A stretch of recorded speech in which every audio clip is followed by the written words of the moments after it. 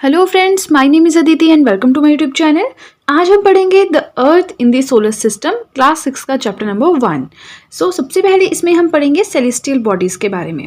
अब celestial bodies क्या होती हैं? देखिए, आसमान में दिन के टाइम आपको क्या दिखाई देता है? सूरज दिखाई देता है। रात की अगर हम बात करें, आपको क्या दिखाई देता है? तारे दिखाई देते हैं, चांद दिखाई देते हैं। तो ये सब चीज़ें मिलके सेलेस्टियल बॉडीज़ बनाती हैं। जो भी आपको आसमान में दिखाई देता है, या तो दिन के समय या रात के समय, वो सब सेलेस्टियल बॉडीज हैं। तो इसमें क्या क्या आता है? The sun, the moon and all those objects shining in the sky. जो भी आसमान में होते हैं वो सारे के सारे मिलकर सेलेस्टियल बॉडीज बनाते हैं।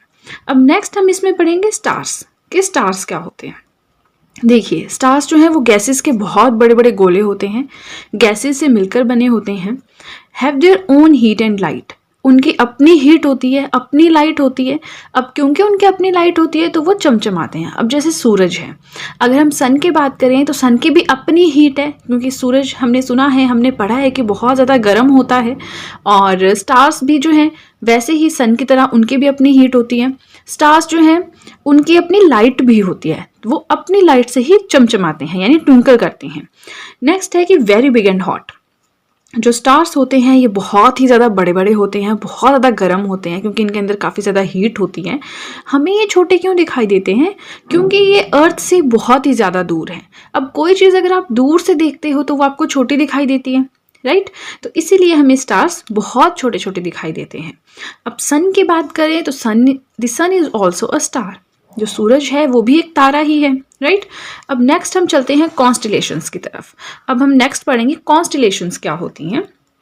तो देखिए, आसमान में आपको कई बार ऐसा लगता है कि कुछ ग्रुप ऑफ स्टार्स जो हैं वो एक साथ में हैं, राइट? वो एक साथ में एक अलग सी लोकेशन में कुछ उन्होंने पैटर्न बनाया हुआ है। जैसे कि अगर हम अपनी लैंग्वेज में बात करें, इंडियन कंसेप्ट अगर हम यहाँ पे लाएं तो आपने सप्तऋषि सुना होगा, राइट? तो सप्तऋषि से आप क्या समझते हैं? Various patterns formed by different group of stars.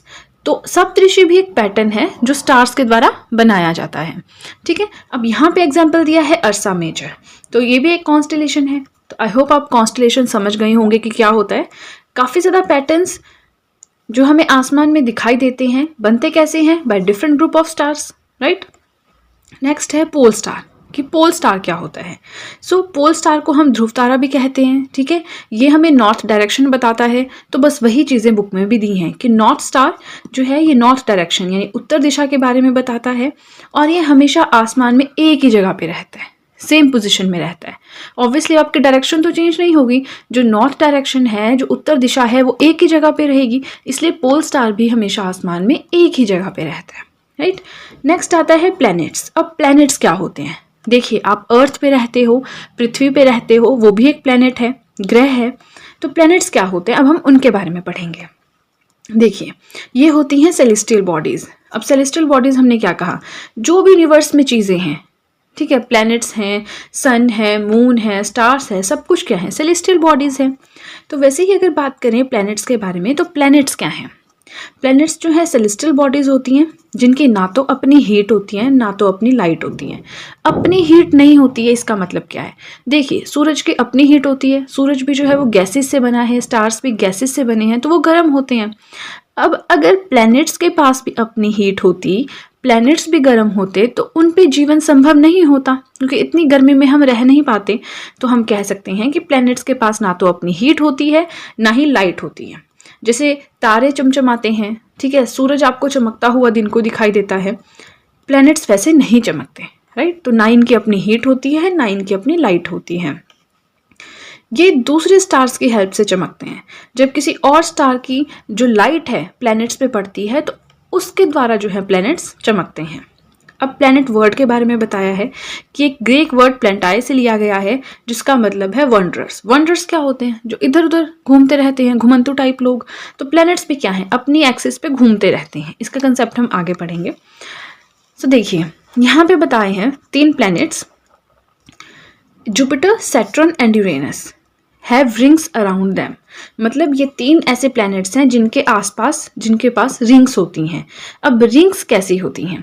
देखिए, रिंग्स क्या होती हैं? Belt of small debris. Debris यानी आप समझ सकते हैं कूड़ा का करकट जो होता है, सैंड पार्टिकल्स होते हैं, रफ चीज़ें होती हैं, ठीक है? तो इसकी एक बेल्ट होती है, जो ये 3 प्लैनेट्स हैं इनके आसपास जो है ये डेब्रिस की बेल्ट होती है, ठीक है। अब इनके 3 आपको नाम याद रखने हैं, जुपिटर, सैटर्न एंड यूरेनस। अब इसके बाद क्लासिफाई किया गया है प्लैनेट्स को कि प्लैनेट्स 2 तरह के होते हैं, इनर प्लैनेट्स होते हैं, आउटर प्लैनेट्स होते हैं, ठीक है। तो अब हम पहले पढ़ेंगे इनर प्लैनेट्स क्या होते हैं। देखिए ये रॉक्स के बने होते हैं, मतलब चट्टानों के बने होते हैं, ये सूरज के नज़दीक होते हैं, राइट। अब आउटर प्लैनेट्स की बात करें, made up of gases and liquids, ये गैसेस के बने होते हैं, इनमें लिक्विड्स होते हैं और ये सूरज से काफ़ी ज़्यादा दूर होते हैं। अब देखिए टोटल नंबर ऑफ प्लैनेट्स कितने हैं हमारे पास, 8 प्लैनेट्स हैं, राइट। तो जो पहले 4 हैं उन्हें इनर प्लैनेट्स कहा जाता है, जो बाद के 4 हैं उन्हें आउटर प्लैनेट्स कहा जाता है। इनर प्लैनेट्स क्यों कहा जाता है, क्योंकि क्लोज टू द सन है, ठीक है। आउटर प्लैनेट्स क्यों कहा जाता है बाद वाले 4 को, क्योंकि these planets are far from the sun, right. अगर हम इनके नाम देखें तो इनर प्लैनेट्स कौन कौन से हैं, Mercury, Venus, Earth and Mars. Outer planets की बात करें तो कौन कौन से हैं, Jupiter, Saturn, Uranus and Neptune, right. तो inner and outer planets I hope आपको समझ आ गए होंगे। अब हम नेक्स्ट पढ़ेंगे सोलर सिस्टम क्या होता है, राइट। तो सोलर सिस्टम क्या होता है, सोलर मतलब कुछ सन से रिलेटेड, राइट। तो सोलर सिस्टम में आता है the sun, 8 planets, some other celestial bodies जैसे कि एस्ट्रॉयड्स एंड मीटेराइट्स। अब एस्ट्रॉयड्स एंड मीटेराइट्स के बारे में भी हम इस चैप्टर में पढ़ेंगे, बट वो थोड़ा सा एंड में पढ़ेंगे। पहले हम सन के बारे में पढ़ेंगे कि सन क्या होता है, थोड़े से उसके कैरेक्टरिस्टिक्स, फिर हम प्लैनेट्स के बारे में पढ़ेंगे और उसके बाद जो बाकी सेलेस्टियल बॉडीज हैं जैसे कि एस्ट्रॉयड्स हैं, मीटेराइट्स हैं, इनके बारे में पढ़ेंगे। द सन, अब हम पढ़ेंगे सन के बारे में। So sun is the centre of the solar system. जो हमारा सोलर सिस्टम है, सूरज बिल्कुल सेंटर में है उसके। ह्यूज इन साइज, मतलब काफ़ी बड़ा है sun. Made up of extremely hot gases, बहुत ही ज़्यादा हॉट गैसेस से मिलकर बना हुआ है। प्लस सन के पास एक ऐसी फोर्स है, एक पुलिंग फोर्स है, पुल का मतलब है अपनी तरफ खींचना, एक ऐसी फोर्स है जो पूरे के पूरे सोलर सिस्टम को एक यूनिटी में रखती है, बाइंड करके रखती है। जिस तरह से अर्थ के पास ग्रेविटेशनल फोर्स है, उसी तरह सन के पास पुलिंग फोर्स है। ये अल्टीमेट सोर्स है हीट एंड लाइट का। अब देखिए सर्दियाँ आती हैं, आपको लाइट एंड हीट ये दोनों चीज़ें कहाँ से मिलती हैं, सन से मिलती है। आई नो और सोर्सेज भी आपके पास हीटर हैं, ब्लोअर हैं, बट अल्टीमेट सोर्स जो है हीट और लाइट का वो है सन। और सन की अर्थ से दूरी कितनी है, about 150 million kilometres. So sun is about 150 million kilometres away from the earth. तो आप देख सकते हैं कि सूरज अर्थ से कितना ज़्यादा दूर है, राइट। अब देखिए यहाँ पे मैंने अलग से हाईलाइट किया इस चीज़ को कि हम सोलर सिस्टम के बारे में पढ़ रहे थे, राइट। तो उससे रिलेटेड ये एक छोटा सा कंसेप्ट है, काफ़ी इंटरेस्टिंग है। रोमन माइथोलॉजी की अगर बात करें तो उसमें सोल को कहा जाता है सन गॉड, सूर्य का देवता। सोलर का मतलब होता है समथिंग रिलेटेड टू द सन, कोई भी चीज़ जो सूरज या सन या सूर्य से रिलेटेड है उसे कहा जाता है सोलर। तो इसी तरह से सोलर सिस्टम का मतलब हुआ फैमिली ऑफ द सन, यानी सूरज का परिवार, राइट। तो आप समझ गए कि सोलर सिस्टम क्यों कहते हैं, सन की फैमिली कहा जाता है प्लैनेट्स को और जो भी सन के अराउंड चीज़ें होती हैं, राइट। अब नेक्स्ट हम पढ़ेंगे प्लैनेट्स क्या होते हैं, ठीक है। तो सबसे पहले तो आपको ये पता होना चाहिए टोटल कितने प्लैनेट्स हैं हमारे सोलर सिस्टम में, 8 हैं, राइट। अब नेक्स्ट आता है in order of their distance from the sun, right. आप लोग शायद यहाँ पे कंफ्यूज हो रहे होंगे कि 9 प्लैनेट्स हैं, प्लूटो भी तो है, उसका कंसेप्ट भी अभी हम पढ़ेंगे। बट फिलहाल के लिए 8 प्लैनेट्स हैं सोलर सिस्टम में। उनके डिस्टेंस वाइज अगर बात करें तो सबसे नज़दीक है Mercury, then Venus, Earth, Mars, Jupiter, Saturn, Uranus, Neptune, right. अब देखिए आगे चलते हैं। अब ये जितने के जितने प्लैनेट्स हैं ये सूरज के अराउंड एक फिक्स्ड पाथ पे मूव करते हैं, राइट, जिसे कहा जाता है ऑर्बिट्स। ये पाथ जो है इलोंगेटेड होते हैं, मतलब कुछ इस तरह से होते हैं जैसे मैं शेप बना रही हूँ, ठीक है। और सन के नियरेस्ट प्लैनेट कौन सा है, मरकरी है। तो सबसे ज़्यादा फास्ट भी मरकरी ही करता है रेवोल्यूशन कंप्लीट, राइट। देखिए सूरज के सबसे पास यानी पहला प्लैनेट कौन सा है, मरकरी। तो सूरज के सबसे पहले रेवोल्यूशन कौन कंप्लीट करेगा, मरकरी। कितने टाइम में करता है, 88 डेज के अंदर करता है, राइट। और अर्थ का ट्विन कौन सा है, वीनस। ये बहुत ज़्यादा इंपॉर्टेंट है कि अर्थ का ट्विन किसे कहा जाता है, वीनस, क्योंकि इसकी साइज एंड काफ़ी ज़्यादा फीचर्स जो हैं वो अर्थ जैसे हैं, राइट। अब देखिए हम बात कर रहे थे कुछ प्लूटो के बारे में कि 9 प्लैनेट्स हैं, नहीं, प्लैनेट्स 8 हैं।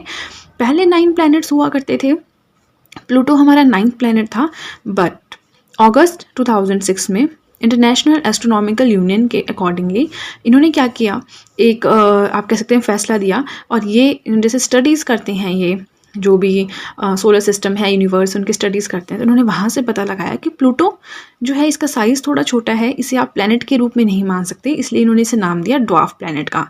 और उस टाइम से ही हमारे 9 से प्लैनेट्स कितने हो गए, 8 प्लैनेट्स हो गए, right. So this was all about the video, this was the first part of the video. And ये जो चैप्टर है इसका सेकेंड पार्ट, उसमें हम एस्ट्रोनॉमर्स के बारे में पढ़ेंगे, अर्थ के बारे में पढ़ेंगे, एंड काफ़ी ज़्यादा इंटरेस्टिंग चीज़ें इसमें रह गई हैं, वो सब हम पढ़ेंगे।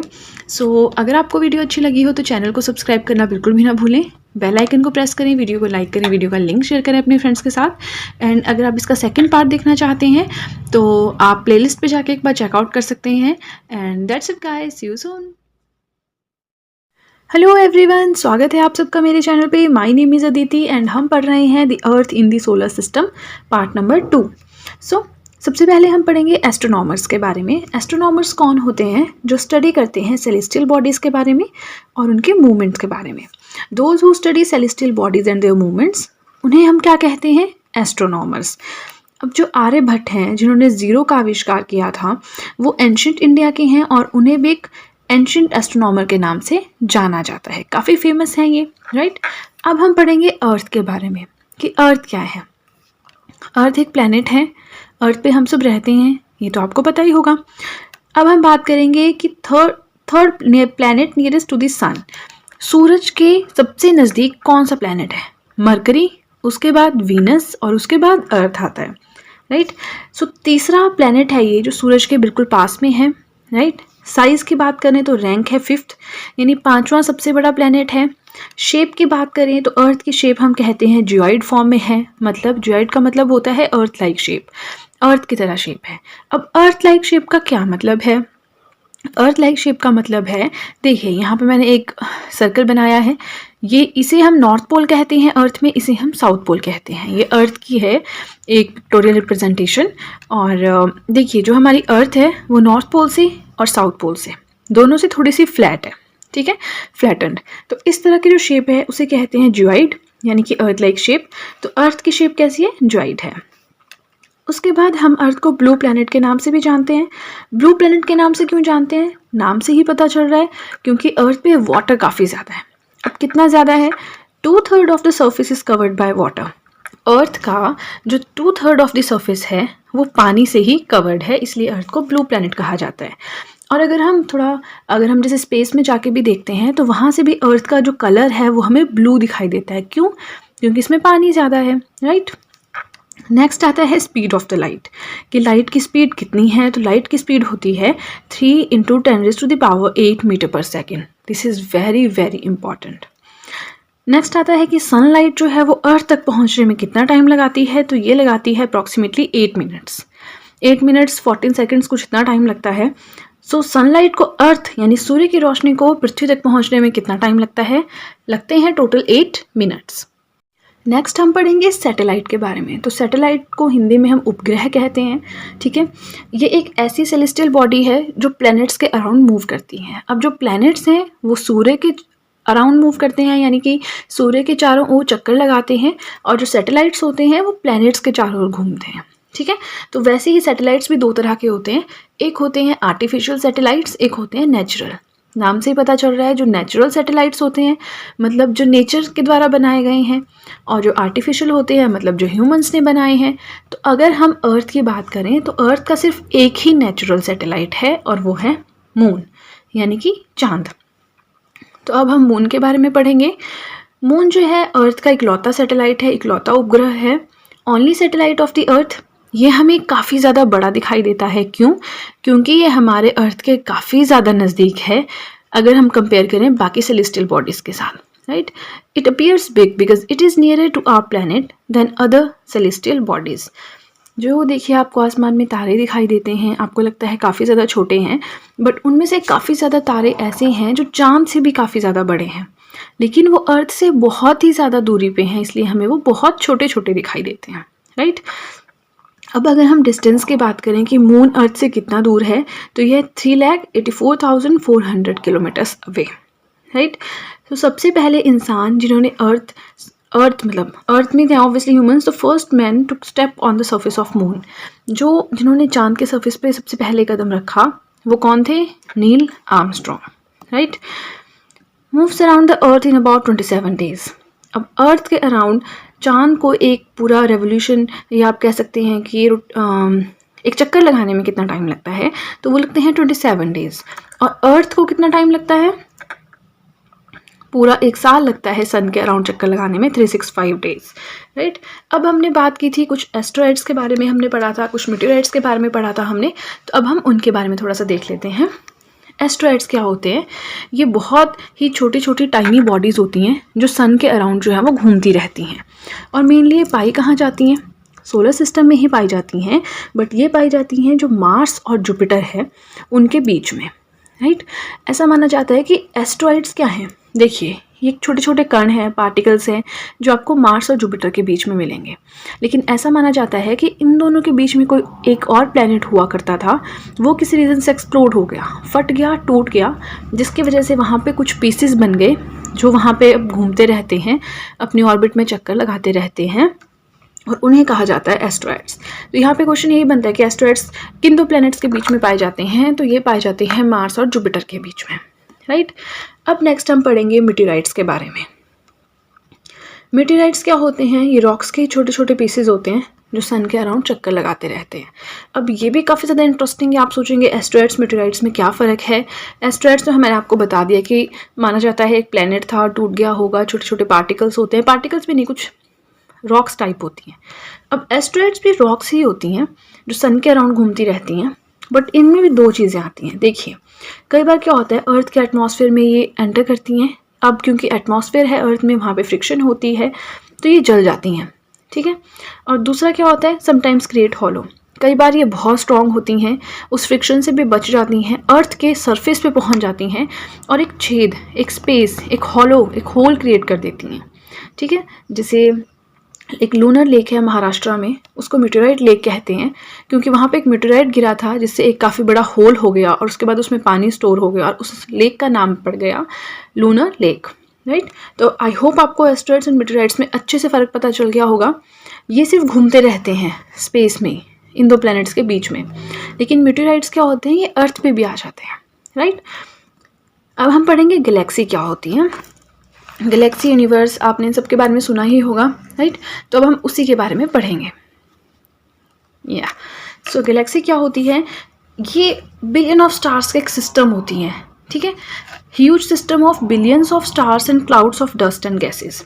बहुत सारे स्टार्स का एक इकट्ठा किया हुआ झुंड सा होता है, इसमें डस्ट होते हैं, डस्ट पार्टिकल्स होती हैं, गैसेस होती हैं, वो सब मिलकर क्या बनाती हैं? हमारी गैलेक्सी बनाती हैं। और यूनिवर्स क्या होती है? Millions of such galaxies. Universe क्या है? सब कुछ जो दुनिया में है, यूनिवर्स, ठीक है। तो बहुत सारी गैलेक्सीज का कॉम्बिनेशन क्या है? Universe, right. So our solar system is a part of Milky Way galaxy. I hope आप कंफ्यूज नहीं हो रहे होंगे। बहुत सारे स्टार्स जो होते हैं, स्टार्स, उनका कलेक्शन है गैलेक्सी। बहुत सारी गैलेक्सीज का एक कलेक्शन है यूनिवर्स। और जो हमारा सोलर सिस्टम है जहाँ पे प्लैनेट्स होते हैं और बाकी सारी सेलेस्टियल बॉडीज़ होती हैं, स्टार, मून, ये सब होते हैं, वो सोलर सिस्टम जो है वो मिल्की वे गैलेक्सी का एक पार्ट है, राइट। अब अगर आपको समझ भी नहीं आया है, आप इस डायग्राम से बहुत ही ज़्यादा अच्छे से समझ सकते हैं। देखिए, ये हमारी अर्थ है। अर्थ कहाँ पे है? सोलर सिस्टम में है। सोलर सिस्टम कहाँ पे है? मिल्की वे गैलेक्सी में है। और मिल्की वे गैलेक्सी किसका पार्ट है? यूनिवर्स का पार्ट है, राइट। सो आई होप आपको अच्छे से सब समझ आ गया हो जो भी मैंने समझाया है। अगर आपको फिर भी कोई डाउट्स हैं आप कमेंट सेक्शन में पूछ सकते हैं। And this was all about the video. अगर आपको वीडियो अच्छी लगी हो तो चैनल को सब्सक्राइब करना बिल्कुल भी ना भूलें। बेल आइकन को प्रेस करें, वीडियो को लाइक करें, वीडियो का लिंक शेयर करें अपने फ्रेंड्स के साथ। एंड दैट्स इट गाइज, मिलते हैं नेक्स्ट वीडियो में नेक्स्ट चैप्टर के साथ। Hello everyone, my name is Aditi and welcome to my YouTube channel. आज हम पढ़ेंगे क्लास 6 ज्योग्राफी एनसीईआरटी का चैप्टर नंबर 2 जो कि है globe, latitudes and longitudes. So basically आप इस चैप्टर का फोकस समझ ही सकते हैं किस चीज़ पे है। हमें लैटिट्यूड्स के बारे में पढ़ना है, लॉन्गिट्यूड्स के बारे में पढ़ना है और इसके बारे में पूरी की पूरी इन्फॉर्मेशन गैदर करनी है। बट उससे पहले हमें थोड़ा सा आइडिया होना चाहिए कि ग्लोब क्या होता है, राइट। तो सबसे पहले यहाँ पे बताया है कि हमारी जो अर्थ की शेप है दैट इज़ नॉट स्फेयर नहीं है, ठीक है। शेप कैसी है हमने प्रीवियस चैप्टर में भी पढ़ा था। देखिए यहाँ मैंने एक पिक्चर बनाई है, तो हमारा अर्थ जो है वो नॉर्थ एंड साउथ की डायरेक्शन से थोड़ा फ्लैट है, ठीक है। नॉर्थ वाला जो पार्ट होता है अर्थ का उसे हम कहते हैं नॉर्थ पोल, और जो साउथ वाला पार्ट होता है उसे कहते हैं साउथ पोल। तो जो नॉर्थ पोल और साउथ पोल है ये फ्लैट है हमारे अर्थ के, राइट। तो अब इसकी रिप्रेजेंटेशन के लिए हमने ग्लोब की खोज की है, जिससे हम अर्थ कैसे दिखाई देती है ये देख सके। तो ग्लोब क्या है, ट्रू मॉडल है या मिनिएचर फॉर्म है अर्थ का। अर्थ एक्चुअल में कैसे दिखाई देती है उसका एक छोटा सा फॉर्म ग्लोब कहलाता है, ठीक है। आपने अपनी स्कूल लाइब्रेरीज में देखा ही होगा, अदरवाइज आप एक बार गूगल पे भी सर्च कर सकते हैं ग्लोब कैसा दिखाई देता है। तो देखिए यहाँ पे मैंने एक डायग्राम बनाया है। इसका मतलब ये है कि जो हमारी अर्थ है, हमारी पृथ्वी है, ये टिल्टेड है, ये बिल्कुल सीधी नहीं है, ये थोड़ी टेढ़ी है। जैसे नॉर्थ पोल नॉर्मली क्या होता है, यहाँ होना चाहिए, साउथ पोल यहाँ होना चाहिए, लेकिन इसमें ऐसा नहीं है। ये थोड़ी सी टिल्टेड है अपने एक्सिस पे। इसका नॉर्थ पोल थोड़ी इस डायरेक्शन में आता है और यहाँ पे साउथ पोल आता है, राइट। सो आगे चलते हैं। अब हम थोड़ा सा लैटिट्यूड लॉन्गिट्यूड्स के बारे में थोड़ी डिटेल में पढ़ेंगे। तो देखिए यहाँ पे मैंने एक डायग्राम बनाया है, आपको दिख रहा होगा। तो अब हम इससे थोड़ा सा अर्थ के बारे में पढ़ेंगे, ठीक है। अर्थ को हमने कुछ इस तरह की लाइंस में डिवाइड किया हुआ है। इस तरह की लाइंस में भी डिवाइड किया है, उसे हम थोड़ा बाद में पढ़ेंगे। पहले हम पढ़ेंगे कि ईस्ट टू वेस्ट या वेस्ट टू ईस्ट जो लाइंस होती हैं उनमें हमने डिवाइड किया है, इस तरह से सीधी लाइंस में, ठीक है। तो अब हम इन लाइंस के बारे में थोड़ी सी इन्फॉर्मेशन गैदर करेंगे। जो बिल्कुल सेंटर में लाइन होती है, ठीक है, इसे हम कहते हैं इक्वेटर, ठीक है। और जो ये सारी लाइंस होती हैं इस तरह से जो होती हैं लेफ्ट टू राइट, आप समझ सकते हैं लेफ्ट टू राइट जो लाइंस होती हैं इन्हें हम कहते हैं लैटिट्यूड्स या फिर पैरेलल्स ऑफ लैटिट्यूड्स। हम शॉर्ट में जब पढ़ते हैं तो हम इसे लैटिट्यूड से कहते हैं, वैसे नॉर्मली इन्हें पैरेलल्स ऑफ लैटिट्यूड्स कहा जाता है और इनको मेजर किया जाता है डिग्रीज में, राइट। यह है हमारा इक्वेटर। इक्वेटर है हमारा 0 डिग्री लैटिट्यूड, राइट। इसका जो ऊपर वाला पार्ट है उसे कहते हैं नॉर्दर्न हेमिस्फीयर और जो नीचे वाला पार्ट है उसे कहते हैं साउदर्न हेमिस्फीयर, ठीक है। मतलब जो इक्वेटर से ऊपर वाले लैटिट्यूड्स हैं, जैसे ये है, इन्हें हम कहते हैं नॉर्दर्न लैटिट्यूड्स, और जो इसके नीचे वाले लैटिट्यूड्स हैं उन्हें हम कहते हैं साउथ लैटिट्यूड्स। नॉर्थ लैटिट्यूड्स को हम N से लिखते हैं, साउथ लैटिट्यूड्स को हम S से लिखते हैं। तो आई होप आपको ये वाला कंसेप्ट समझ आ गया हो, ठीक है। तो ये हमारी क्या है, इक्वेटर है, और ये सारे क्या है हमारे पास पैरेलल्स ऑफ लैटिट्यूड्स हैं, जो ये लाइंस हैं लेफ्ट टू राइट। तो जैसे ही हम as we move away from the equator, जैसे ही हम इक्वेटर से दूर दूर जाने लगते हैं, the size of the parallels of latitudes decreases. अब देखिए आप डायग्राम देख के इस चीज़ को बोल सकते हैं कि देखिए ये आपका इक्वेटर है, ये सबसे बड़ा सर्कल है अर्थ पे। इससे ऊपर वाला जो ये सर्कल होगा पूरा, ये थोड़ा छोटा होगा, ये थोड़ा और छोटा होगा, इस तरह से छोटे छोटे सर्कल्स हो जाते हैं। इक्वेटर से जैसे ही आप दूर जाने लगते हो सर्कल्स का साइज छोटा होना स्टार्ट हो जाता है। ये है इस लाइन का मतलब, राइट। अब आगे चलते हैं। देखिए यहाँ पे एक और डायग्राम दिया है और इससे आपके सारे के सारे कंसेप्ट ही क्लियर हो जाएंगे, ठीक है। सबसे पहले तो देखिए हमने पढ़ा ये क्या है, 0 डिग्री लैटिट्यूड, इसे हम क्या कहते हैं, इक्वेटर कहते हैं। पहले आप इस साइड मत देखिए, हम सिर्फ इस साइड वाली चीज़ें पढ़ेंगे, राइट। अब हम यहाँ पे कुछ इंपॉर्टेंट लैटिट्यूड्स पढ़ेंगे। अब हम पहले नॉर्थ की साइड चलते हैं। तो 0 डिग्री से ऊपर आता है ट्रॉपिक ऑफ कैंसर, जिसे कि आप 23.5 डिग्री या 23.5 डिग्री नॉर्थ कहते हैं। इससे ऊपर आता है ये वाला, जिसे हम आर्कटिक सर्कल कहते हैं। इसको हम काउंट करते हैं एज 66.5 डिग्री नॉर्थ या 66.5 डिग्री नॉर्थ। इसके ऊपर आता है नॉर्थ पोल, जिसे हम कहते हैं 90 डिग्री नॉर्थ। अब ये हमने नॉर्थ की तरफ किया। अब हम अगर साउथ की तरफ करेंगे, ये है इक्वेटर, 0 डिग्री लैटिट्यूड, और ये नाम दिए गए हैं, ऐसा नहीं कि ये नाम चेंज होते हैं, इंटरनेशनली एक्सेप्टेड नेम्स हैं, ठीक है। इसके बाद जो नीचे इंपॉर्टेंट लैटिट्यूड है वो है Tropic of Capricorn, 23.5 degree south. फिर है अंटार्कटिक सर्कल, इसे आप लिख सकते हैं 66.5 डिग्री साउथ। फिर है साउथ पोल, 90 डिग्री साउथ। तो आप समझ गए कौन से इंपॉर्टेंट है कौन से नहीं। इक्वेटर के ऊपर 2 इंपॉर्टेंट हैं, इक्वेटर के नीचे 2 इंपॉर्टेंट हैं, ठीक है। बाकी नॉर्थ पोल साउथ पोल तो आपको पता ही है, जो नॉर्थ में है और जो साउथ में है। अब देखिए यहाँ पे कुछ जोन्स में डिवाइड किया, जैसे ये टॉरिड जोन है, ये और ये टेम्परेट जोन है, ये और ये फ्रिजिड जोन है। तो किस तरह से डिवाइड किया है, अब हम उस चीज़ को पढ़ेंगे। काफ़ी ज़्यादा इंटरेस्टिंग चीज़ है और ये समझ भी नहीं आती, तो थोड़ा ध्यान से सुनिएगा। देखिए जो हमारा सन है, ठीक है, सन हमारा सिर्फ इन 2 लैटिट्यूड्स के बीच में घूमता रहता है, इक्वेटर पे होगा, इक्वेटर से ट्रॉपिक ऑफ कैंसर पे जाएगा, वापस इक्वेटर पे आएगा या फिर ट्रॉपिक ऑफ कैप्रिकॉर्न में जाएगा, बस यहीं घूमता है सूरज।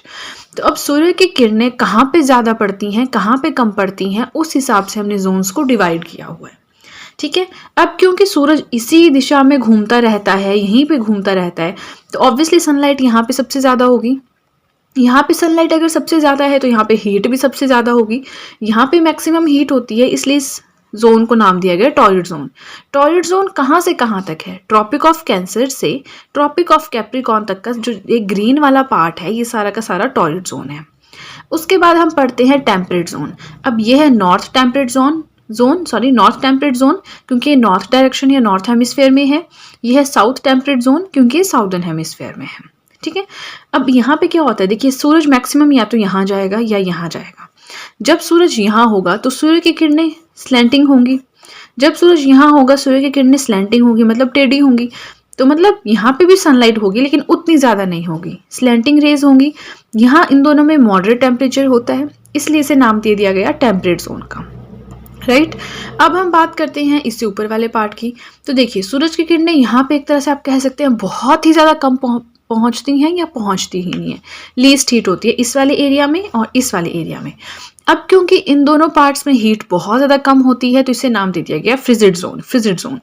अब फ्रिजिड से आप समझ रहे होंगे कुछ ठंडे से रिलेटेड है। ठीक है, तो इस तरह से जो हमारी अर्थ है उसे 3 जोन्स में डिवाइड किया है। टॉर्रिड जोन जो कि ट्रॉपिक ऑफ कैंसर से ट्रॉपिक ऑफ कैप्रिकॉर्न तक है, टेम्परेट जोन्स जो नॉर्थ में भी है साउथ में भी है, एंड फ्रिजिड जोन जो नॉर्थ पोल और साउथ पोल के पास में है।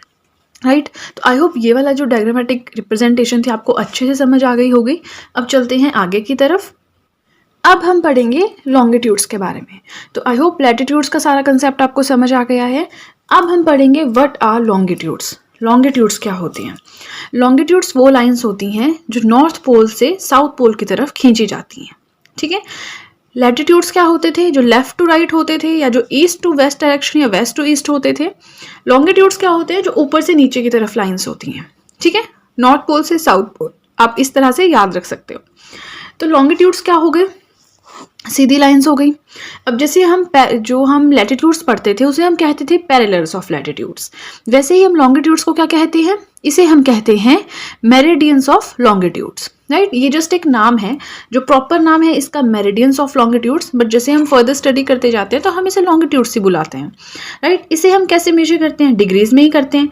जैसे उसे करते थे 23.5 degree, 66.5 degree north and south, इसे भी हम डिग्रीज में करते हैं। ये सेमी सर्कल्स होते हैं, ये चीज़ आपको याद रखनी है क्योंकि जो हमारे जो भी लैटिट्यूड्स होते हैं वो फुल सर्कल्स होते हैं, कंप्लीट सर्कल्स होते हैं, लेकिन जो हमारे लॉन्गिट्यूड्स होते हैं ये सेमी सर्कल्स होते हैं, क्योंकि आप खुद देखिए एक पूरा सर्कल कंप्लीट नहीं कर पाएंगे। राइट, फिर उसके बाद है distance between them decreases towards poles until it become 0 at poles. अब देखिए ये हमारी इक्वेटर वाली लाइन है, जैसे मैं यहाँ पे आपको ड्रॉ कर देती हूँ। ये हमारा क्या है? इक्वेटर है। ठीक है, तो यहाँ पे डिस्टेंस कितना है? किन्हीं भी दो लॉन्गिट्यूड्स के बीच में काफ़ी ज़्यादा है। नॉर्थ पोल या साउथ पोल की तरफ जाएंगे, अब जैसे ही पोल्स की तरफ जाएंगे डिस्टेंस क्या हो रहा है? 2 लॉन्गिट्यूड्स के बीच में कम हो रहा है। तो वही चीज़ ये कह रहे हैं कि जो इनके बीच में डिस्टेंस होता है, जैसे जैसे आप पोल्स की तरफ जाते हो डिस्टेंस कम होना स्टार्ट हो जाता है। वैसे इन्होंने बताया जैसे हम यहाँ पे पढ़ते हैं इक्वेटर है लैटिट्यूड्स में सेंटर लाइन, वैसे ही लॉन्गिट्यूड्स में सेंटर लाइन क्या है? 0 डिग्री प्राइम मेरिडियन। यहाँ पे हम इसे इक्वेटर में लैटिट्यूड्स में इक्वेटर कहते हैं और लॉन्गिट्यूड्स के केस में हम इसे कहते हैं प्राइम मेरिडियन। अब प्राइम मेरिडियन क्या है? 0 डिग्री है। इससे भी जो हमारी अर्थ है वो 2 हेमिस्फीयर्स में डिवाइड हो जाती हैं। जो आपके सीधे हाथ की साइड है वो हो गया ईस्टर्न हेमिस्फीयर, जो आपके लेफ्ट हैंड यानी उल्टे हाथ की साइड है वो हो गया वेस्टर्न हेमिस्फीयर। राइट, ये हमारी प्राइम मेरिडियन हो गई। अब इस साइड जो हम काउंट करेंगे वो होगा ईस्ट के फॉर्म में, इस साइड जो हम काउंट करेंगे वो होगा वेस्ट के फॉर्म में। जैसे हम लैटिट्यूड्स में नॉर्थ एंड साउथ लेते थे, इसमें हम ईस्ट एंड वेस्ट लेते हैं। राइट, इसी के साथ यहाँ से 0 डिग्री से स्टार्ट होती है 180 डिग्री ईस्ट तक, यहाँ पे 0 डिग्री से स्टार्ट होती है 180 डिग्री वेस्ट तक। राइट, अब हम थोड़ा सा प्राइम मेरिडियन के बारे में पढ़ लेते हैं। यस, तो प्राइम मेरिडियन क्या है, ये एक्चुअल में कहाँ से पास होती है? वैसे हैं तो ये इमेजिनरी लाइंस, बट कहाँ से पास होती हैं? ग्रीनविच में किस जगह से? तो ब्रिटिश रॉयल ऑब्जर्वेटरी से ये प्राइम मेरिडियन पास होती है। तो ये क्वेश्चन भी कई बार एमसीक्यूज में आ जाता है, दिस इज़ वेरी इंपॉर्टेंट, कि जो हमारी प्राइम मेरिडियन है कहाँ से पास होती है? ब्रिटिश रॉयल ऑब्जर्वेटरी ग्रीनविच से पास होती है। अब हमने लैटिट्यूड्स एंड लॉन्गिट्यूड्स पढ़ा क्यों? इससे हमें क्या फ़ायदा हुआ? क्योंकि अगर हमें कोई रियल लाइफ से रिलेटेड नॉलेज ना मिले तो इस सब जो ये बुकिश नॉलेज, इसका कोई मतलब नहीं है, राइट? तो लॉन्गिट्यूड्स एंड लैटिट्यूड से आप किसी भी इंसान की एग्जैक्ट लोकेशन का पता लगा सकते हो, ठीक है? अब जैसे ये हमारे लॉन्गिट्यूड्स हो गए, ये थोड़े ब्रॉड वे में हमने यहाँ पे पढ़ना है, ये हमारे लैटिट्यूड्स हो गए। अब आपको अगर पता लगाना है कि कोई पर्सन आपको पता है सी में है, यहाँ पे है, लेकिन आपको नहीं पता कि यहाँ जैसे है, यहाँ जैसे है, यहाँ जैसे है, तो आप उसे ट्रैप भी नहीं कर पाओगे, राइट? तो आपको लॉन्गिट्यूड्स एंड लैटिट्यूड्स दोनों की नॉलेज होनी चाहिए, दोनों की जानकारी होनी चाहिए किसी भी पर्सन की लोकेशन पता करने के लिए, ठीक है? जैसे आप गूगल पे भी देखते हो, गूगल मैप्स आप यूज़ करते हो, वहाँ पे लोकेशन क्या है? कुछ डॉट डॉट्स में आती है, फिर कॉमा लगा होता है, फिर से कुछ डॉट डॉट्स होते हैं, या 38.9 इस तरह से कुछ होता है, वो हमारे लैटिट्यूड एंड लॉन्गिट्यूड होते हैं एग्जैक्ट। अब जैसे मान लीजिए हमें यहाँ पे किसी का पता है कि लॉन्गिट्यूड उसका बी है और वाई उसका लैटिट्यूड है, तो हम उसकी लोकेशन इजीली फाइंड आउट कर सकते हैं, राइट? तो इसी तरह से जो होते हैं ना थीव्स, एंड जो भी फ़ोन के थ्रू लोकेशन ट्रैप की जाती है, जीपीएस के थ्रू की जाती है, वो लॉन्गिट्यूड एंड लैटिट्यूड का पता लगाते हैं, बस फिर लोकेशन का ऑटोमेटिकली पता चल जाता है, right? So this was all about the video. I hope मैंने आपको जो भी समझाया आपको अच्छे से समझ आया हो, क्योंकि मैंने कोशिश की है कि मैं अच्छे से समझा सकूँ, ईजी से ईजी तरीके से समझा सकूँ। And this was the first part of this chapter. अब चैप्टर थोड़ा लंबा है, तो बाकी वाला पार्ट नेक्स्ट वीडियो में कवर करूँगी, सो दैट मुझे अपलोडिंग में भी कोई इशू ना हो, आपको देखने में भी बोरियत महसूस ना हो। एंड अगर आपको वीडियो अच्छी लगी है तो आपको पता है क्या करना है, आप अभी जाके मेरे चैनल को अभी सब्सक्राइब कर दीजिए, बेल आइकन को प्रेस करें, सो दैट मैं जैसे कोई वीडियो अपलोड करूं आप तक एकदम नोटिफिकेशन पहुंच जाए और आप पढ़ सकें। एंड अगर आपको वीडियो अच्छी लगी है या आप कोई भी फीडबैक देना चाहते हैं, आप कमेंट सेक्शन में देख सकते हैं, वहाँ पे जाके कमेंट कर सकते हैं। एंड वीडियो को लाइक करें एंड शेयर करें अपने फ्रेंड्स के साथ जो भी इस सब को स्टडी करने में इंटरेस्टेड हैं। And that's it guys, see you soon. Hello friends, my name is Aditi and welcome to my YouTube channel. तो आज हम पढ़ेंगे लॉन्गिट्यूड एंड टाइम, कैसे कैलकुलेट करना है वो सब हम आज की वीडियो में पढ़ेंगे। ग्लोब, लैटिट्यूड्स एंड लॉन्गिट्यूड्स का फर्स्ट पार्ट हमने ऑलरेडी कंप्लीट कर लिया है, this is the second part of the chapter. So चलिए स्टार्ट करते हैं। Longitude and time. लॉन्गिट्यूड क्या है, किस तरह की लाइन्स होती हैं, टॉप टू बॉटम चलती हैं, ठीक है? या आप कह सकते हैं नॉर्थ पोल से साउथ पोल की तरफ जो सीधी लाइन्स होती हैं उन्हें हम कह सकते हैं लॉन्गिट्यूड्स, एंड प्रॉपरली उन्हें कहा जाता है मेरिडियंस ऑफ लॉन्गिट्यूड्स। तो अभी हम वही कैलकुलेट करेंगे। सो सबसे पहले जो हमारी अर्थ है, हमें पता है 24 घंटे में 360 डिग्री घूमती है, क्योंकि हमारी अर्थ कैसे है, राउंड है, ठीक है? तो अब ये पूरे 24 घंटे में एक पूरी रोटेशन कंप्लीट करती है, मतलब 360 डिग्री पूरा का पूरा सर्कल जो है वो कंप्लीट करती है। तो अब हमें कैलकुलेट करना है। देखिए आपके पास दो तरीके हैं, या तो आप इस चीज़ को रहने दीजिए और अपना सारा फोकस इन दो चीज़ों पे कीजिए। अगर आप चीज़ों को याद रख सकते हैं तो आप इन्हें याद रखिए कि हमारी अर्थ जो है वो 1 घंटे में 15 डिग्री घूमती है और 4 मिनट्स में 1 डिग्री घूमती है। अगर आप इन चीज़ों को याद नहीं रख सकते या आपको ऐसा लगता है कि आप बहुत ज़्यादा सिलेबस कंप्लीट करेंगे, भूल जाएंगे, तो जिस तरह से मैंने इसे किया है आप इस तरह से भी कर सकते हैं। देखिए अर्थ 24 घंटे में 360 डिग्री कंप्लीट करती है, तो अब हमें 1 डिग्री का निकालना है, ठीक है? जैसे यहाँ पे 1 डिग्री का निकालना है, लेकिन अगर हम ऐसे निकालेंगे तो ये फ्रैक्शंस में आ रहा है, विच इज़ रॉन्ग, क्योंकि आपका जो बड़ा नंबर है वो ऊपर आना चाहिए, मतलब ये तरीका गलत हो गया। अब हम 24 आवर्स को इक्वल करेंगे 360 डिग्री से, एंड यहाँ पे 1 घंटे का निकालेंगे, 1 आवर का। 1 डिग्री का नहीं निकालेंगे, अब हम 1 आवर यानी 1 घंटे का निकालेंगे, जो कि आ गया 15 डिग्री। 1 घंटे का 15 डिग्री, ठीक है? ये आपको कट कैलकुलेशन खुद करनी है। अब 1 घंटे में 60 मिनट्स होते हैं, अब now 60 minutes is equal to 15 degree, ठीक है? अब हमें 1 मिनट का निकालना है, तो 1 मिनट का निकालेंगे, फिर से बड़ी संख्या जो है वो नीचे आ गई, तो हमारा जो बड़ा नंबर है वो ऊपर आना चाहिए, मतलब ये स्टेप भी आपका गलत है। अब आप क्या करोगे, 15 डिग्री को इस साइड लिखोगे और इज इक्वल टू 60 मिनट्स करोगे, और आप 1 डिग्री निकालोगे, फिर उसके बाद आप जैसे डिनोमिनेटर न्यूमरेटर इधर से उधर लेके जाते हैं वो करके आप कैलकुलेट करोगे, तो 1 डिग्री आ गया 4 मिनट्स। इससे आपके पास दो जो है मेन कंक्लूजन्स आए कि 1 घंटे में हमारी अर्थ 15 डिग्री घूमती है, जो कि यहाँ पे लिखा है, और दूसरा है कि 1 डिग्री 4 मिनट्स में घूमती है, मतलब 4 मिनट्स में 1 डिग्री घूमती है। तो अगर आप इस चीज़ को याद रख सकते हो, वेल एंड गुड, ये सब करने की ज़रूरत नहीं है। बट अगर आपको कन्फ्यूज़न हो जाता है तो आप इस चीज़ को कर सकते हैं, बहुत ईजी है, इसमें आधा मिनट लगेगा पूरा। एंड एक चीज़ आपको, हमने ग्रीनविच, ब्रिटिश रॉयल ऑब्जर्वेटरी सब कुछ प्रीवियस वीडियो में पढ़ लिया है, तो हम आज उसे डिस्कस नहीं करेंगे। हम बस इस चीज़ को डिस्कस करेंगे कि अगर हमें टाइम ग्रीनविच से ईस्ट का दिया है तो हम ऐड करेंगे, वेस्ट का दिया है तो हम सब्ट्रैक्ट करेंगे। ये 2 चीज़ें आपको याद रखनी है। ये हमारी अर्थ 1 घंटे में 15 डिग्री घूमती है, 4 मिनट्स में 1 डिग्री घूमती है। ईस्ट की तरफ जाना है तो ऐड करेंगे, वेस्ट की तरफ जाना है तो सब्ट्रैक्ट करेंगे। अब इसे हम एक एग्जाम्पल के थ्रू करते हैं, राइट। सो अब हमें यहाँ पे कैलकुलेट क्या करना है, हमने एक एग्जाम्पल लिया है। देखिए, मान लीजिए ये हमारा प्राइम मेरिडियन है जो ब्रिटिश रॉयल ऑब्जर्वेटरी ग्रीनविच से पास हो रहा है, ठीक है। तो हम इसी को एक तरह से स्टैंडर्ड मानते हैं पूरे अर्थ के लॉन्गिट्यूड्स कैलकुलेशन के लिए। अब मान लीजिए यहाँ पे 12 बज रहे हैं दिन के, तो अब हमारा क्वेश्चन ये है कि 15 डिग्री ईस्ट में क्या टाइम होगा और 15 डिग्री वेस्ट में क्या टाइम होगा, ठीक है। तो अब हमने क्या पढ़ा कि अर्थ हमारी 1 डिग्री 4 मिनट्स में रोटेट करती है, ठीक है। तो हमें 15 डिग्री, पहले हम ये वाला कर लेते हैं, 15 डिग्री निकालना है। 15 डिग्री कैसे निकालेंगे, 15 इंटू 4 60 मिनट्स, जो कि 1 घंटे के इक्वल होता है। अब हमें 1 घंटा कहाँ माइनस करना है, कहाँ की तरफ ऐड करना है। तो ईस्ट की तरफ हम ऐड करते हैं, वेस्ट की तरफ हम सब्ट्रैक्ट करते हैं। तो ईस्ट की तरफ हम ऐड करते हैं, यानी 12 में हम 1 घंटा ऐड कर लेंगे, तो 12 के बाद 1 बजते हैं, ठीक है। तो ये हो गया 1 PM, दिन के 1 बजेंगे 15 डिग्री ईस्ट में। अब अगर हम वेस्ट की बात करें तो वेस्ट की तरफ चलते हैं तो सब्ट्रैक्ट करते हैं। अगर यहाँ पे ब्रिटिश रॉयल ऑब्जर्वेटरी में 12 बज रहे हैं दिन के, तो वहाँ पे 1 घंटा माइनस करके, मतलब सुबह के, या फिर आप कह सकते हैं दिन के 11 बज रहे होंगे, ठीक है। तो आई होप आपको यहाँ से समझ आ गया हो। फिर भी अगर आपको कोई डाउट है आप मुझे कमेंट सेक्शन में बताइए, मैं कुछ और एग्जांपल्स भी अपलोड कर दूंगी। बट आई बिलीव ये इतना टफ है नहीं, तो यहाँ से क्लियर हो जाना चाहिए, राइट। अब हम आगे चलते हैं, अब हम पढ़ेंगे स्टैंडर्ड टाइम के बारे में कि स्टैंडर्ड टाइम क्या होता है, ठीक है। देखिए, अब सबसे पहले तो हम इंडिया की बात करते हैं। तो इंडिया ने एक स्टैंडर्ड मेरिडियन लिया है, जो कि सिलेक्ट किया है, स्टैंडर्ड बनाया है अपनी कंट्री के लिए। वो है 82.5 डिग्री ईस्ट या 82 डिग्री 30 मिनट्स ईस्ट। सो हर कंट्री को क्या होता है ना कि एक स्टैंडर्ड मेरिडियन अपनी कंट्री के लिए सिलेक्ट करना होता है। क्यों करना होता है वो भी पढ़ेंगे, बट फिलहाल आप ये समझिए कि एक मेरिडियन या एक लॉन्गिट्यूड को एज अ स्टैंडर्ड मेरिडियन अपनी कंट्री के लिए सिलेक्ट करना होता है। ज़्यादा भी कर सकते हो, उससे क्या प्रॉब्लम आएगी मैं आपको वो भी बताऊंगी, उसके क्या फ़ायदे हैं वो भी बताऊंगी। बट पहले हमें हर कंट्री के लिए सिलेक्ट करना होता है। इंडिया ने सिलेक्ट किया है ये 82.5 डिग्री ईस्ट। इसे हम क्या कहते हैं, इसे हमने इंडिया में IST का नाम दे दिया है, that is Indian standard time. So अब इसका कंसेप्ट थोड़ा पढ़ते हैं। इंडिया जो है वो ग्रीनविच से इतने टाइम आगे है। देखिए, यहाँ पे मैंने डायग्राम तो नहीं बनाया, बट मैं आपको समझाने की कोशिश करती हूँ। अगर यहाँ पे ब्रिटेन है तो हमारा इंडिया यहाँ जैसे है, ठीक है।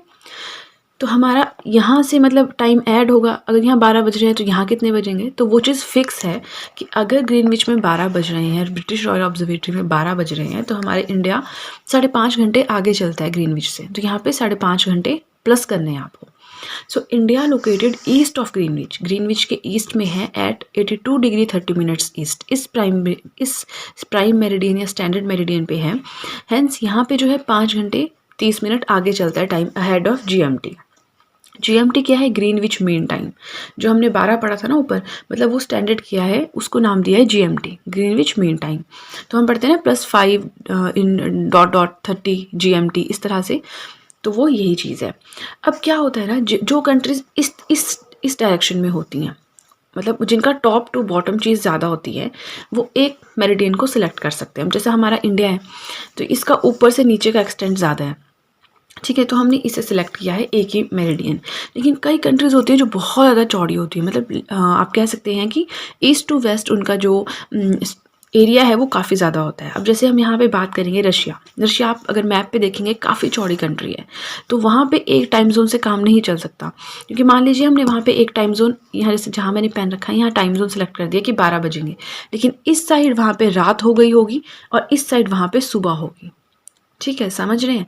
क्योंकि यहाँ पे सूरज पहले, यहाँ पे दिन हो चुका है, यहाँ पे सुबह हो रही है और यहाँ पे 12 बज रहे हैं। तो इसलिए उनको क्या करना पड़ता है, बहुत सारे, इनके पास 11 टाइम जोन है, मतलब 11 स्टैंडर्ड टाइम्स रखने पड़ेंगे, ठीक है। So countries who have great longitudinal extent have adopted more than 1 standard time. Right. तो ये चीज़ आई होप आपको क्लियर हो गई है। एंड इसी के हिसाब से हमारा टाइम चलता है। फिर ये जो हमारा स्टैंडर्ड मेरिडियन होता है यही हमारा टाइम डिसाइड करता है। अब इसके बाद हम पढ़ेंगे कि अर्थ पे पूरे के पूरे 24 टाइम जोन्स हैं, यानी 1 घंटे का एक टाइम जोन, ठीक है। जिसका मतलब कि हर जोन जो है वो 15 डिग्री लॉन्गिट्यूड को कवर करता है। अगर आपको यहाँ पे समझ नहीं भी आ रहा है तो आप मुझे कमेंट सेक्शन में बताइए, मैं एक बार फिर से वीडियो बना दूंगी। और अगर आपको थोड़े बहुत इश्यूज रह भी रहे हैं तो जैसे जैसे आप हायर क्लासेस में चलेंगे आप और ज़्यादा डीप में स्टडी करेंगे और आपके कंसेप्ट्स और ज़्यादा क्लियर हो जाएंगे। सो आई होप आपको जो भी मैंने समझाया अच्छे से समझ आया हो। एंड अगर आपको वीडियो अच्छी लगी है तो चैनल को सब्सक्राइब करना बिल्कुल भी ना भूलें, बेल आइकन को प्रेस करें, वीडियो को लाइक करें, वीडियो का लिंक शेयर करें अपने फ्रेंड्स के साथ। And that's it guys, see you soon. Hello everyone, my name is Aditi and welcome to my YouTube channel. आज हम पढ़ेंगे क्लास 6 ज्योग्राफी का चैप्टर नंबर 3 जो कि है मोशंस ऑफ द अर्थ। तो अर्थ के मोशंस कैसी कैसी होती हैं उसके बारे में हम आज पढ़ेंगे। So earth mainly has 2 types of motion. Earth की जो है मेनली 2 तरह की मोशन होती है, एक होती है रोटेशन, एक होती है रेवोल्यूशन। तो हमारा पूरा का पूरा चैप्टर इन्हीं 2 पे बेस्ड है, राइट। पहले देख लेते हैं कि रोटेशन क्या होती है। रोटेशन का मतलब है movement of the earth on its axis. Earth के अपने ही एक्सिस पे जो रोटेशन होती है, अपनी ही एक्सिस पे अर्थ जो रोटेट करती है, घूमती रहती है, उसे कहते हैं रोटेशन, ठीक है। दूसरा होता है रेवोल्यूशन। अब रेवोल्यूशन क्या होता है? Movement of the earth around the sun in a fixed path और ऑर्बिट। अर्थ जब मूव करती है सन के अराउंड, आपने सुना होगा कि जितने भी प्लैनेट्स हैं वो सन के अराउंड घूमते रहते हैं, मूव करते रहते हैं, तो उसी मूवमेंट को हम क्या कहते हैं? रेवोल्यूशन कहते हैं। और ये एक फिक्स्ड पाथ पे होती है, मतलब एक जो पाथ है, एक जो रोड है वो हमारा पहले से प्री डिसाइडेड है।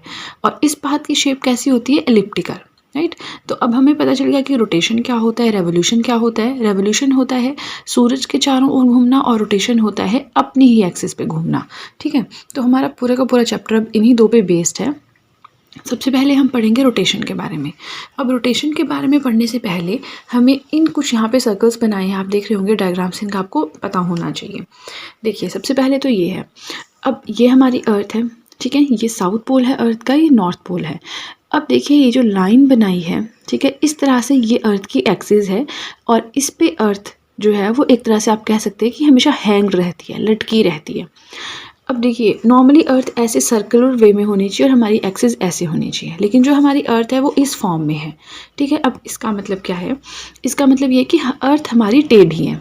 यहाँ पे देखिए नॉर्थ पोल आपका यहाँ होना चाहिए बट नॉर्थ पोल यहाँ आ गया है, साउथ पोल आपका यहाँ होना चाहिए बट साउथ पोल यहाँ पे, ठीक है। इस तरह से अर्थ हमारी हैंग्ड पोजीशन में है, आप कह सकते हैं कि लटकी हुई है। अब ये इसका एक ऑर्बिटल प्लेन है और ये कुछ डिफरेंट एंगल्स बनाती हैं, ठीक है। तो ऑर्बिटल प्लेन के साथ जो एंगल बनाता है हमारा ये जो एक्सिस है वो है 66.5 डिग्री, यानी 66.5 डिग्री आप कह सकते हैं।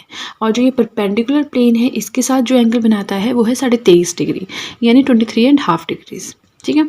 इसको आप ज़्यादा इस डायग्राम से समझ सकते हैं। जो हमारी अर्थ है हमेशा इस तरह से टेढ़ी पोजीशन में रहती है। नॉर्थ पोल यहाँ पे है, साउथ पोल यहाँ पे है, ठीक है।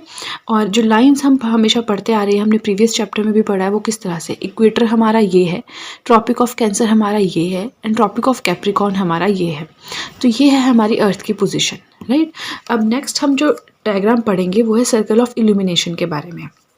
तो आई होप आप समझ गए होंगे कि ये लाइन है जो हम मानते हैं, जो हम कंसीडर करते हैं, बट एक्चुअल में अर्थ हमारी इस तरह से है। अब क्योंकि अर्थ इस तरह से है, अर्थ थोड़े ऐसे है, आप समझ रहे हैं, ऐसे होनी चाहिए बट ऐसे है। ये हमारा इक्वेटर बन गया, ठीक है। अब हम पढ़ेंगे सर्कल ऑफ इल्यूमिनेशन के बारे में कि इल्यूमिनेशन का सर्कल क्या है। देखिए ये हमारा सन है, यहाँ पे लाइट्स पड़ रही है, ठीक है। तो ये चीज़ तो आप समझ गए होंगे कि अगर आप किसी भी सर्कुलर कोई भी चीज़ है उसको अगर आप लाइट के सामने रखते हैं तो उसके एक ही पार्ट पे लाइट पड़ेगी, दूसरा पार्ट जो है अंधेरे में होगा। अर्थ का भी ऐसा ही है, जब सनलाइट पड़ती है तो अर्थ के एक ही पार्ट पे पड़ती है और जो दूसरा पार्ट है वो अंधेरे में रहता है, जिससे क्या होता है, जो हाफ पोर्शन है वहाँ पे लाइट होती है, आप कह सकते हैं, यानी दिन होता है, और जो एक पोर्शन है वहाँ पे रात होती है, ठीक है। अब जो दिन वाला पोर्शन है और जो रात वाला पोर्शन है इसे एक लाइन के थ्रू आप डिफ्रेंशिएट कर सकते हो, अलग अलग कर सकते हो एक लाइन के थ्रू, और इसे नाम दिया गया है सर्कल ऑफ इल्यूमिनेशन का, ठीक है। तो आई होप आपको अच्छे से समझ आ गया होगा सर्कल ऑफ इल्यूमिनेशन क्या है और अर्थ हमारी टिल्टेड है, हैंग्ड है, ठीक है। अब इसके बाद हम पढ़ेंगे कि किस तरह से अर्थ रोटेट करती है उसके बारे में थोड़ी सी information, right. So The Earth takes about 24 hours to complete one rotation around the axis, जिसे आप कहते हैं अर्थ डे। मतलब देखिए ये जो टिल्टेड है इसके अराउंड जो हमारी अर्थ है वो ऐसे ऐसे घूमती रहेगी। जैसे फॉर एग्जांपल ये मान लीजिए आप ये एक्सिस है, ठीक है, और अर्थ हमारी कैसे घूमती रहेगी, ऐसे इस तरह से इसके अराउंड घूमती रहेगी, ठीक है। तो इस रोटेशन को कंप्लीट होने में कितना टाइम लगता है, 24 घंटे। तो अर्थ को जो है अपनी एक रोटेशन कंप्लीट करने में 24 घंटे लगते हैं और इसे नाम दिया गया है अर्थ डे का, ठीक है। मतलब ये इसे हम अर्थ डे कहते हैं। So what would happen if the earth did not rotate. अब आप सोचिए कि अर्थ रोटेट ना करे तो क्या होगा। देखिए अगर हमारी अर्थ रोटेट नहीं करती है मतलब अर्थ हमारी एक जगह खड़ी हो गई, ये भी घूमेगी नहीं, तो इससे क्या होगा, जिस पोर्शन में दिन है वहाँ पे हमेशा ही दिन रहेगा और जहाँ पे रात है वहाँ पे हमेशा ही रात रहेगी, ठीक है। तो बहुत एक्सट्रीम कंडीशंस हो जाएंगी। यहाँ पे सनलाइट है मतलब यहाँ बहुत गर्मी हो जाएगी, एक्सट्रीम हॉटनेस, यहाँ पे ठंड है मतलब एक्सट्रीम कोल्डनेस हो जाएगी। तो लाइफ जो है पॉसिबल नहीं हो पाएगी अर्थ पे, ठीक है। तो अगर अर्थ रोटेशन जो है बंद कर दे तो लाइफ जो है पॉसिबल नहीं हो पाएगी अर्थ पे। इसके बाद कहा है Aryabhata, the earth is round and rotates on its axis. Aryabhata जो कि एस्ट्रोनॉमर थे, इंडियन थे, आपको पता ही होगा, जिन्होंने जीरो को भी इन्वेंट किया था, उनके अकॉर्डिंगली उन्होंने ये स्टेटमेंट दी है कि अर्थ हमारी राउंड है और ये अपने एक्सिस के अराउंड हमेशा रोटेट करती रहती है, मतलब घूमती रहती है, ठीक है। ये हमने रोटेशन के बारे में पढ़ लिया। आई होप जो भी मैंने पढ़ा आपको अच्छे से समझ आया हो। अब हमारा एक पार्ट तो कंप्लीट हो गया है, अब हम पढ़ेंगे रेवोल्यूशन के बारे में। सो रोटेशन का मतलब है ये आपकी एक्सिस है और इसके अराउंड अर्थ घूमती रहती है, ये हो गई हमारी रोटेशन। अब हम पढ़ेंगे रेवोल्यूशन के बारे में। So revolution is very easy to understand. आपको पता ही होगा कि जितने भी हमारे प्लैनेट्स हैं, ये सेलेस्टियल बॉडीज़ हैं, वो सूरज के अराउंड यानी सन के अराउंड घूमती रहती हैं, ठीक है। तो उसी टर्म को हमने नाम दिया है रेवोल्यूशन का। अब रेवोल्यूशन देखते हैं। जैसे हमने कहा कि अर्थ जो है अपने एक्सिस पे घूमने में टोटल 24 घंटे लेती है, इसे हम अर्थ डे कहते हैं। तो रेवोल्यूशन में कितना टाइम लेती है वो अब हम पढ़ेंगे। So it takes 365:1:4 days to complete around the sun. मतलब अर्थ जो है 365 एंड 1/4 डेज लेती है टू रिवॉल्व अराउंड द सन। जब अर्थ सूरज के अराउंड घूमती है तो उसे 365 दिन प्लस 1/4 डेज लगते हैं। अब 1/4 डेज का मतलब क्या है कि देखिए हमारे एक दिन में 24 घंटे होते हैं, ठीक है, मतलब 365 दिन और 6 घंटे लगते हैं, ठीक है। तो इस तरह से 6 घंटे करते हुए जब 4 साल हो जाते हैं तो 6 × 4 24 हो जाते हैं, मतलब टोटल 24 घंटे हो जाते हैं। जिससे क्या होता है, आपके पास एक दिन एक्स्ट्रा जुड़ता है हर चौथे साल। हर 4th ईयर जो है आपका लीप ईयर होता है, ठीक है। क्यों होता है, इसी रीज़न की वजह से। नॉर्मली हम इसे 365 दिन ही कंसीडर करते हैं रेवोल्यूशन को, और जब भी लीप ईयर आता है तो हम कहते हैं कि 366 डेज होते हैं 1 ईयर में। तो वो इसी वजह से होते हैं, क्योंकि जो अर्थ है वो टोटल 365 दिन नहीं रिवॉल्व करती है around the sun, but 365 plus 6 hours extra करती है, जो कि चौथे साल में ऐड हो जाते हैं। हेंस जो हमारा फरवरी होता है हर लीप ईयर का, उसमें 28 की जगह 29 डेज होते हैं। अब देखिए यहाँ पे जो अर्थ की मूवमेंट है उसे हम थ्रू डायग्राम पढ़ेंगे। ये हमारा सन है, हमारी अर्थ जो है इस तरह से मूव करती रहती है, ठीक है, अर्थ के चारों ओर घूमती रहती है। इसे हमने नाम दिया रेवोल्यूशन का। तो एक टाइम होगा जब अर्थ यहाँ होगी, एक टाइम होगा अर्थ यहाँ होगी, एक टाइम होगा अर्थ यहाँ होगी और एक टाइम होगा अर्थ यहाँ पे होगी। अब देखिए क्योंकि अर्थ घूम ही रही है एक से दूसरी साइड पे, इससे क्या है कि हम डिफरेंट लोकेशन पे अर्थ का क्या मैकेनिज्म रहता है, मतलब किस साइड गर्मी होगी किस साइड ठंड होगी, वो अब हम पढ़ेंगे, ठीक है। सबसे पहले हम पढ़ेंगे 21 जून के बारे में। तो देखिए यहाँ पे मैंने एक्सप्लेनेशन लिखी है, बट हम इसे डिस्कस थ्रू डायग्राम ही करेंगे क्योंकि डायग्रामेटिकली आपको इजीली समझ आएगा। ओके सबसे पहले हम पढ़ेंगे 21 जून के बारे में। तो देखिए यहाँ पे 21 जून लिखा है, तो अब हम इस डायग्राम के थ्रू पढ़ेंगे कि यहाँ पे क्या होता है। देखिए अब ये हमारा सूरज है, अर्थ की पोजीशन यहाँ पे है, ठीक है। अब आप देखेंगे कि सूरज की तरफ कौन सा पार्ट है अर्थ का जो टिल्टेड है, तो वो है नॉर्दर्न हेमिस्फीयर, ठीक है। अब नॉर्दर्न हेमिस्फीयर टिल्टेड है, मतलब जो रेज हैं, सन रेज हैं, वो डायरेक्टली ट्रॉपिक ऑफ कैंसर पे पड़ेंगी। सो एक चीज़ हमने प्रीवियस चैप्टर में पढ़ी थी कि जो सन की रेज होती है ना, वो या तो ट्रॉपिक ऑफ कैंसर, इक्वेटर या ट्रॉपिक ऑफ कैप्रिकॉर्न, इन्हीं 3 पे डायरेक्टली पड़ती है। इसके बाद वो कभी आर्कटिक सर्कल होता है, अंटार्कटिक सर्कल होता है, पोल्स होते हैं, उस पर कभी भी डायरेक्टली नहीं पड़ती है। क्यों नहीं पड़ती है वो हम प्रीवियस चैप्टर में पढ़ चुके हैं, आप चाहें तो लिंक मैंने डिस्क्रिप्शन बॉक्स में दे दिया है, वहाँ पे जाके देख सकते हैं। सो सन रेज हमेशा ट्रॉपिक ऑफ कैंसर से ट्रॉपिक ऑफ कैप्रिकॉर्न तक ही डायरेक्टली पड़ती हैं। ठीक है। तो हम बात करें तो 21 जून को क्या होता है, देखिए जो सन रेज़ हैं वो होती हैं डायरेक्टली ट्रॉपिक ऑफ कैंसर पे, मतलब जो इक्वेटर के ऊपर वाली लाइन होती है यहाँ पे डायरेक्ट सन रेज़ पड़ती हैं, जिससे क्या होता है ज़्यादा हीट हमारे नॉर्दर्न हेमिस्फीयर में हो जाती है, पोल्स की तरफ स्लांटिंग हीट ही होती है। अब क्योंकि नॉर्दर्न हेमिस्फीयर में ज़्यादा हीट हो जाती है तो इसलिए इसे समर कहा जाता है नॉर्दर्न हेमिस्फीयर में, मतलब इसे डिक्लेयर कर दिया गया है गर्मियाँ नॉर्दर्न हेमिस्फीयर में और विंटर साउदर्न हेमिस्फीयर में। और इस तरह की जो एक कंडीशन होती है इसे कहा जाता है समर सोलिस्टाइस। ठीक है। अब इस टाइम पे लॉन्गेस्ट डे जो होता है नॉर्दर्न हेमिस्फीयर में वो होता है 21 जून। ठीक है। और जो सबसे छोटा दिन होता है शॉर्टेस्ट डे वो हम अभी नेक्स्ट पढ़ेंगे जब हम विंटर सोलिस्टाइस के बारे में पढ़ेंगे। मतलब सबसे लंबा दिन है 21 जून, मतलब सबसे छोटी रात भी कौन सी है 21 जून की। ठीक है। तो ये हमने पढ़ा समर सोलिस्टाइस के बारे में बट नॉर्दर्न हेमिस्फीयर में। और अब अगर हम बात करें कि साउदर्न हेमिस्फीयर में क्या होता है तो इससे बिल्कुल ऑपोजिट, क्योंकि नॉर्दर्न हेमिस्फीयर में गर्मियाँ हैं तो साउदर्न हेमिस्फीयर में ठंड हो गई। ठीक है। अब क्योंकि सबसे लंबा दिन जो है 21 जून है नॉर्दर्न हेमिस्फीयर के लिए, तो साउदर्न हेमिस्फीयर के लिए सबसे छोटा दिन हो जाएगा ये। ठीक है। अब हम इसके बिल्कुल ऑपोजिट चलेंगे, विंटर सोलिस्टाइस पढ़ेंगे। यहाँ पे क्या था, यहाँ पे अगर हम बात करें हमारा जो नॉर्दर्न पार्ट है वो सन की तरफ टिल्टेड था, यहाँ पे क्या होगा जो हमारा साउदर्न पार्ट है वो सन की तरफ टिल्टेड रहेगा। ठीक है। मतलब जो हमारी सूर्य की किरणें हैं सनलाइट हैं वो ट्रॉपिक ऑफ कैप्रिकॉर्न पे डायरेक्टली पड़ेंगी। ठीक है। जिससे क्या होगा कि यहाँ पे अगर हम बात करें गर्मियाँ होंगी साउदर्न हेमिस्फीयर में, क्योंकि सूर्य की किरणें जो इक्वेटर के नीचे पड़ रही हैं, तो यानी कि जो हमारा साउदर्न हेमिस्फीयर है वहाँ पे गर्मियाँ होंगी और जो हमारा नॉर्दर्न हेमिस्फीयर है वहाँ पे ठंड होगी। तो पहले हम बात करेंगे सबसे छोटा दिन, तो जो 22 दिसंबर है वो सबसे छोटा दिन होगा नॉर्दर्न हेमिस्फीयर में। ठीक है। और सबसे लंबा दिन होगा साउदर्न हेमिस्फीयर में। देखिए जहाँ पे गर्मियाँ होंगी वहाँ पे ये लंबा दिन होगा, जहाँ पे सर्दियाँ होंगी वहाँ पे ये छोटा दिन होगा, बस आप ऐसे याद रख सकते हैं। ठीक है। अब आई होप आपको पता चल गया होगा समर सोलिस्टाइस क्या होता है, विंटर सोलिस्टाइस क्या होता है। हम जो भी पढ़ेंगे वो समर जो कि नॉर्दर्न हेमिस्फीयर है उसके रिस्पेक्ट में पढ़ेंगे, फिर साउदर्न हेमिस्फीयर जो है उसमें बिल्कुल ऑपोजिट हो जाएगा। जैसे कि यहाँ पे नॉर्दर्न हेमिस्फीयर में गर्मियाँ हैं, ठीक है, तो इसे कह दिया समर सोलिस्टाइस, विंटर का उल्टा हो जाएगा। यहाँ पे नॉर्दर्न हेमिस्फीयर में विंटर्स है, ये हो गया विंटर सोलिस्टाइस, साउदर्न हेमिस्फीयर में बिल्कुल उल्टा हो जाएगा। अब हमारे पास बचते हैं ये दो सिचुएशंस कि अगर यहाँ पे और यहाँ पे अर्थ है तो कैसे रिएक्ट करेगी। देखिए सबसे पहले अगर हम बात करें